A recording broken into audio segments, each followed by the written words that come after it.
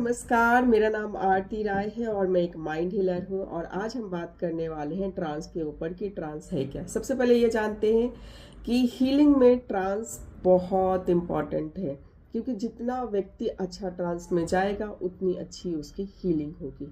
तो ट्रांस है क्या?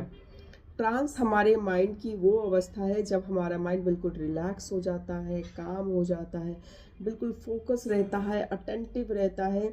इसकी ये भी कह सकते हैं कि उस टाइम हमारा माइंड अलर्ट भी रह सकता है, बट बिल्कुल काम होता है। आप उसको जो भी सजेशन देना चाहे बिल्कुल वैसे ही उसको रिसीव करता है और वैसे ही वो रिफ्लेक्ट करता है।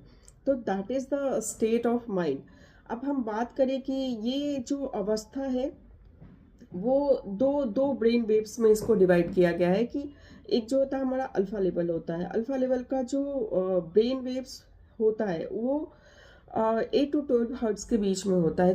तो इस टाइम जब हमारा माइंड जो होता है इस टाइम भी बहुत रिलैक्स होता है, काम होता है, बट अलर्ट मोड में होता है। एंड दूसरा जो होता है थीटा लेवल होता है। एंड थीटा लेवल की जो फ्रिक्वेंसी होती है वो 4 to 8 हर्ट्ज के बीच में होती है।